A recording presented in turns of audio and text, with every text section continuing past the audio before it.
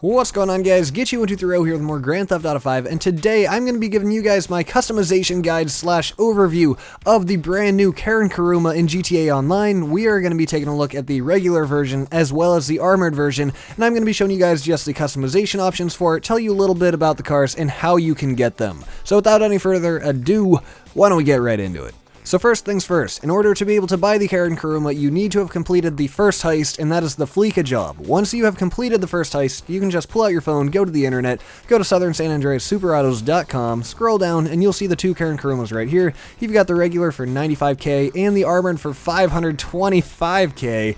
Man, it's expensive, so we're going to buy the regular one right here for $95,000 and have it delivered to that garage, and then we're going to go right back, hit back a couple times, and then scroll down and purchase the other one for $525,000. It's really expensive, but hey, it's an armored sports car, it's totally unique and totally awesome, so hopefully it should be worth it.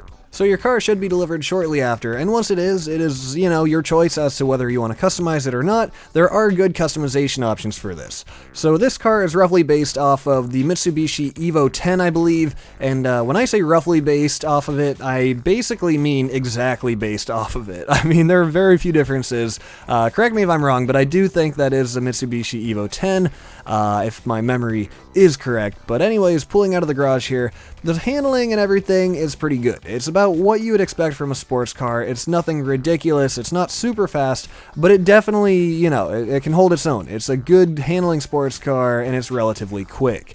But once it's upgraded, obviously, it gets a lot better, but there's really not too much more to say about it, so why don't we take a look at the modifications. So here we are at Los Sanos Customs. We're just going to repair that damage. And so basically, you've got all of your regular armor upgrades. You've got all the regular brake, engine, turbo upgrades. All that stuff is normal. What is different, though, are these bumpers. You can see that I'm kind of switching through them a little bit. You've got the regular lights and everything, the neons and the xenons and all that.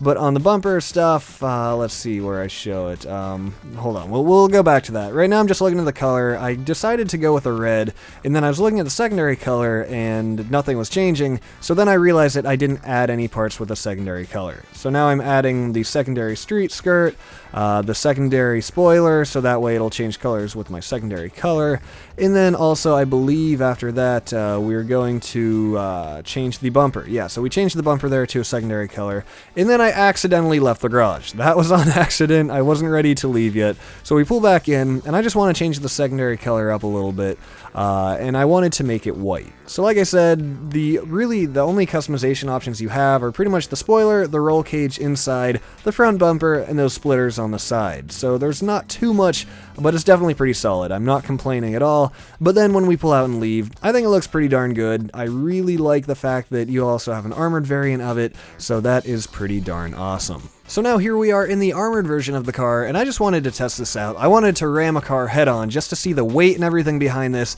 and as you can see there, it has a lot of weight. It has got a lot of mass, a lot of energy once it gets up to a good rolling speed, and it doesn't take much damage because, well, of course, it is armored.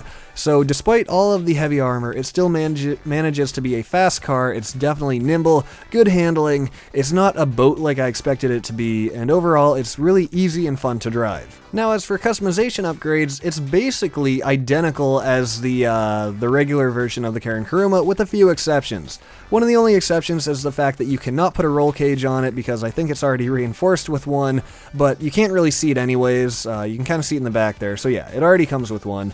But besides that, you've got all the same skirt modifications, bumper, spoiler, all that stuff. And when you change the secondary color here, it actually looks pretty cool. I went with a matte choice, and I wanted to go green with it. I kind of liked the idea of, you know, camouflage, something like that. Unfortunately, I didn't have this color unlocked. I couldn't make it like that creamish outdoorsy color, so I just left it black.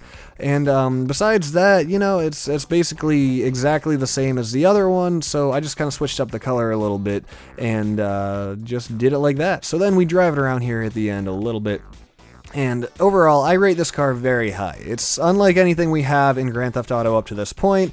It's the first armored, like, fast car. I mean, we've had armored tanks and things like that before, but now we've got a sports car with some armor on it, and that's definitely going to help out for a lot of really practical, functional purposes. So, overall, I think Rockstar did a great job with these cars. If you buy them, I don't think you'll be disappointed. Just be careful, the more expensive one is over 500,000 bucks, so make sure that you really want it. So, with that, guys, that about wraps it up. Please stay tuned for more videos in the future. I will see you next time.